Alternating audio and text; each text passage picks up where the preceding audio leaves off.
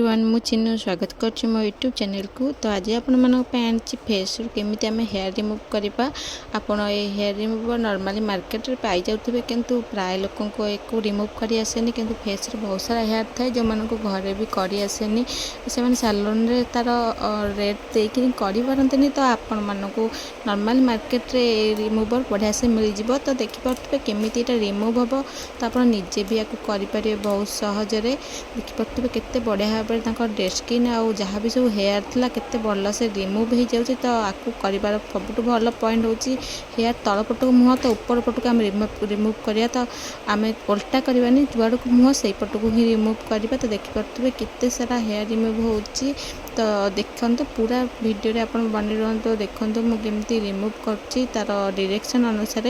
तो पूरा वीडियो आपण बनी रहंतो, शिखंतु केमिति आम नॉर्मली घरे भी हेयर रिमूव फेस रू करि परिबा। तो हेयर रिमूव करवा बहुत ही सहज। आपण को मानक शिखी देखिए आपण मैंने बहुत सहज उपाय शिखी पारे।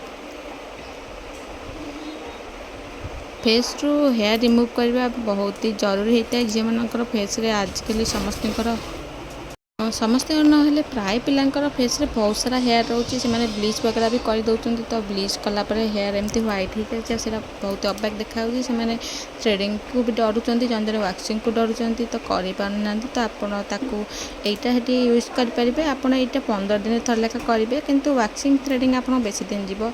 यदि आपण सेटा करिया काटुचे आपण मानकू, ताले आपण एटा भी अप्लाई करि परिबे, घरे भी करि परिबे, आसिक सालोन रे भी करि परिबे। तो बहुत सहज उपाय रोचे। तो आपण मैंने पूरा वीडियो बनी रहा देखूँ। आमर ए बहुत फायदा अच्छी, आम स्किन रू डेड स्किन भी रिमूव हम।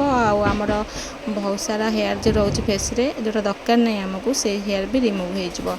तो स्किन बहुत क्लीन देखा। यदि आप स्किन रे पिंपल्स होची, ताले आपण ए सब को अवॉइड करंतु। थ्रेडिंग को, वैक्सिंग को, हेयर रिमूवर को भी करंतु अवॉइड, कारण सेटा पिंपल्स रे बाजिले बहुत ही खराब होता है। पिंपल्सटा रिमूव हुए तो बहुत काटी थाए और दर्ज भी हुए।